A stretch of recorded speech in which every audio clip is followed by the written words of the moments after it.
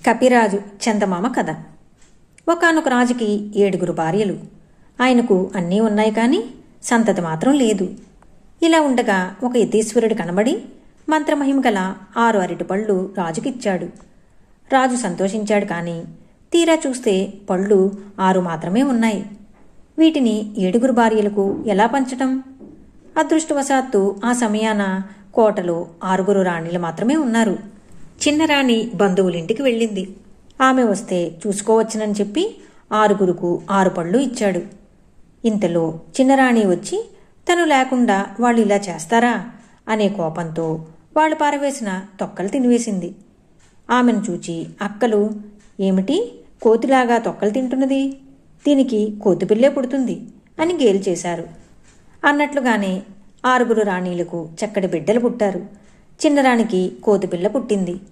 ఒకనాడు కొడుకులు 6 తండ్రి వద్దకు వెళ్ళి ఓడ ప్రయాణం చేసి ప్రపంచం చుట్టూ వస్తామనగా రాజు సరేనన్నాడు. కపిరాజు కూడా వస్తానంటే వాళ్ళు వీలు లేదని చెప్పి కసిరి కొట్టేశారు. అప్పుడు కపిరాజు వాళ్ళకి తెలియకుండా ముందే పోయి ఓడలో ఒక మూల నక్కి కూర్చున్నాడు. తరువాత ఈ సంగతి తెలిసి అన్నలు ఆశ్చర్యపోయారు. ఓడ పోయిపోయి వారం రోజులకు ఒక తీరం చేరుకున్నది. ఆ రాజ్యంలో గొప్ప కోలాహలంగా ఉన్నది. అది ఏమిటంటే, తన సింహాసనానికి ఎదుట ఉన్న రాతిని ఎవరైతే ఎత్తగలరో వారికి తన కూతుర్నిచ్చి పెళ్లి చేస్తానని ఆ దేశపు రాజు ఒక ప్రకటన చేశాడు. ఆ ప్రకటన చూసి 6 అన్నదమ్ములు పోయి రాయి ఎత్తబోయారు.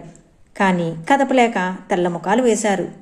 అప్పుడు కపిరాజు దర్బారుకు వెళ్ళి ఆ బ్రహ్మాండమైన రాతిని అవలీలగా పైకెత్తేసరికి అందరూ మెచ్చుకున్నారు.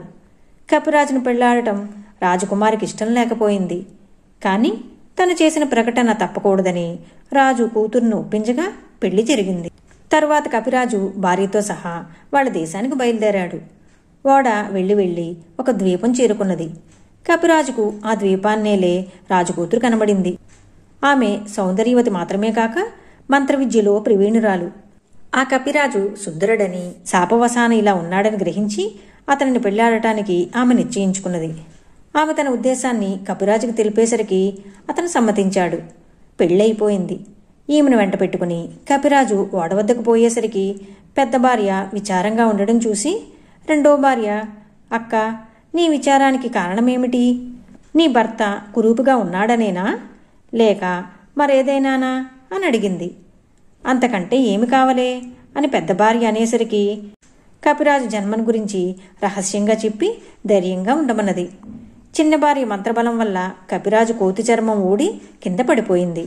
అతను అపురూప సౌందర్యంతో ప్రకాశించే రాజకుమారునిగా మారిపోయాడు.